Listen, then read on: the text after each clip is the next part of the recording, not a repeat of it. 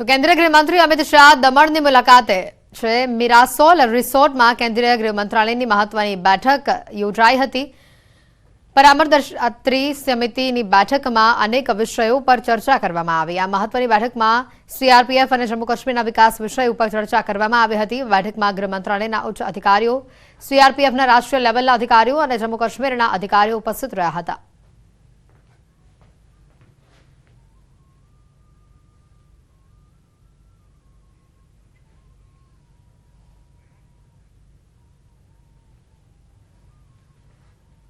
કેન્દ્રીય ગૃહમંત્રી અમિત શાહનો સંપ્રદેશ દમણ અને દાદરાનગર હવેલીની મુલાકાતનો આજે બીજો દિવસ છે।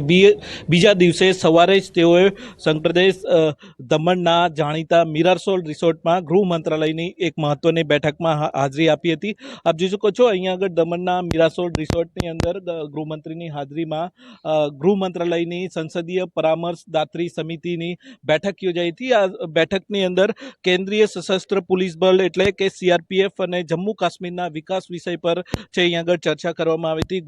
આ સમિતિના જે સભ્ય સાંસદો છે, સાથે જ કેન્દ્રના જે સીઆરપીએફના રાષ્ટ્રીય લેવલના જે ઉચ્ચ અધિકારીઓ છે તેમની સાથે સાથે જમ્મુ કાશ્મીરના આ સમિતિના ઉચ્ચ અધિકારીઓ અને સભ્ય સાંસદો પણ ઉપસ્થિત રહ્યા હતા। આમ બે દિવસ તેઓએ સંપ્રદેશ દાદરાનગર હવેલી અને દમણની મુલાકાતે હતા।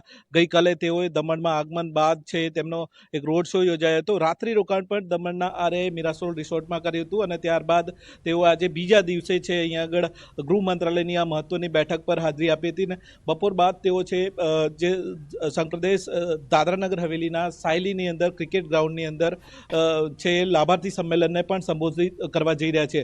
આમ દમણના મિરાસોલ રિસોર્ટમાં ગૃહ મંત્રાલયની મહત્વની બેઠક યોજાઈ હતી અને ગૃહમંત્રીની અહીંયાની મુલાકાતને લઈને સમગ્ર વિસ્તારને અભેદ સુરક્ષામાં ફેરવી દેવામાં આવ્યો હતો। પરચી વાડેર, news and Gujarati, Daman. PM Modi 12 માર્ચે ફરી આવી શકે છે ગુજરાત। નવીનીકરણ થયેલા ગાંધી આશ્રમનું તેઓ લોકાર્પણ કરી શકે છે। સૂત્રો દ્વારા મળતી માહિતી અનુસાર પીએમ ગુજરાત આવી શકે છે। પીએમ મોદી અમદાવાદ આવે તેવી પણ શક્યતા છે। ગાંધી આશ્રમનું 1200 કરોડના ખર્ચે નવીનીકરણ થશે। આશ્રમના 300 જેટલા મકાનને હેરિટેજનું સ્થાન અપાશે।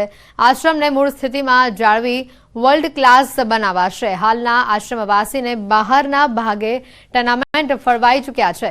ગાંધી સંશોધન અને વિકાસ વિસ્તાર માટે નવો વિભાગ શરૂ થશે। હાલનો રસ્તો બંધ કરાયો છે, ત્યાં વોકવે બનાવવામાં આવશે।